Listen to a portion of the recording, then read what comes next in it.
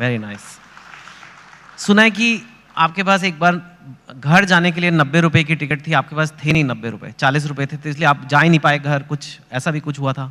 वो दिन मेरे ज़िंदगी का सबसे मतलब अजीब सा दिन था, क्योंकि हम जब कोचिंग चालू किए तो हम मेरे दादाजी ने हमसे जब प्रॉब्लम्स इतनी ज़्यादा आने लगी तो दादाजी ने बताया कि देखो, सपने तो इंसान के बहुत बड़े होते हैं, सपने कभी मतलब ख्वाहिशें ख़त्म भी नहीं होती हैं, लेकिन कुछ ज़रूरतें होती हैं। तो पहले अपनी ज़रूरतों को देख लो, फिर उसके बाद अपने सपनों के लिए आगे बढ़ना। और दादा का रोल बहुत बड़ा होता है ज़िंदगी में। एक पोता के लिए उसकी ज़िंदगी का पहला दोस्त उसका दादा होता है, और एक दादा के लिए उसकी ज़िंदगी का आखिरी दोस्त उसका पोता होता है। तो मेरे दादाजी ने एकदम दोस्त की तरह रहे उन्हें।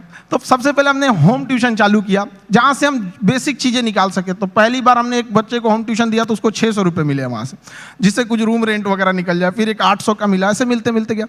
उसके बाद हम एक कोचिंग्स में गए पढ़ाने के लिए। तो वो कोचिंग में शुरुआत में 4-5 लड़के थे, अगले दिन 50-60 हुए, फिर धीरे धीरे बढ़ते गए। एक हफ्ते में पूरा क्लास ही चेंज हो गया। तो हम पढ़ाने लगे, कोचिंग बहुत अच्छे चलने लगी। तो उन लोगों ने कहा कि फीस आपको बढ़ाना पड़ेगा, क्योंकि पैसे तो वहीं से आएंगे आप। तो हमने फीस बढ़ाने का विरोध किया, तो उन लोगों ने कहा ऐसे नहीं होगा। तो फिर हम अपने से पढ़ाना चालू कर दिए।